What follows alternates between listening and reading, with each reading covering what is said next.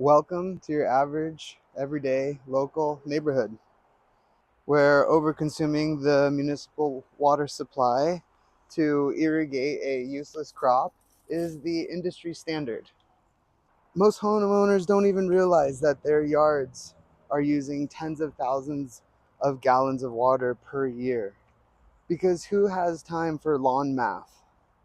A realtor planted that lawn to make a quick sale. Now whoever buys that house is going to be using 60% of their total household water use to keep that grass green.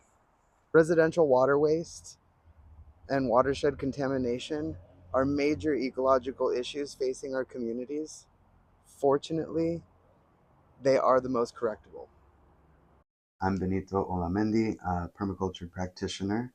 The house behind me is an example of my work. We retrofitted this home to harvest all of its own water for outdoor use. All the homeowner had to do was switch to a biodegradable soap, and we have a beautiful, productive landscape that mitigates pollution, supports wildlife, and no longer requires any city water. All we had to do to stop irrigating here was convert this downspout to deposit water into a retention basin. That water gets stored underground and is taken up by the surrounding plants.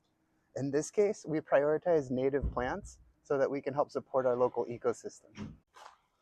This whole area is one huge rain garden. We converted one downspout to bring water into this dry creek bed. It flows all the way across the backyard, saturating the ground with rainwater, where it can be taken up by all these beautiful California native plants. These native plants are key to this design because they're already adapted to thrive under these exact climatic conditions. They don't need any more water than we naturally receive in rainfall.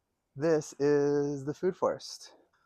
These fruit trees would not receive enough water from rain alone. So we converted the laundry unit to discharge the gray water into the food forest. So now every time I'm doing laundry, I'm also irrigating the orchard. This little side yard was an unused storage area. Now we've converted these downspouts to store almost 1,600 gallons in these tanks here. This kind of street side landscape is constantly overwatered and leaching fertilizers and herbicides into our waterways. Here is an example of a parkway that's been excavated and cored to capture runoff pollution and protect our watershed. Once established, these native plants will beautify our streets without supplemental irrigation. In our quest to create more green spaces, you will eventually find yourself removing cement. We call this byproduct urbanite, and it's incredibly underutilized. When we throw away used concrete, we also throw away its embodied water use and carbon footprint.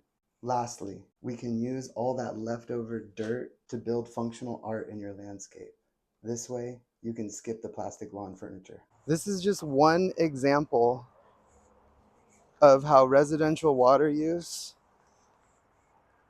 can be significantly reduced without any noticeable sacrifice from its residents.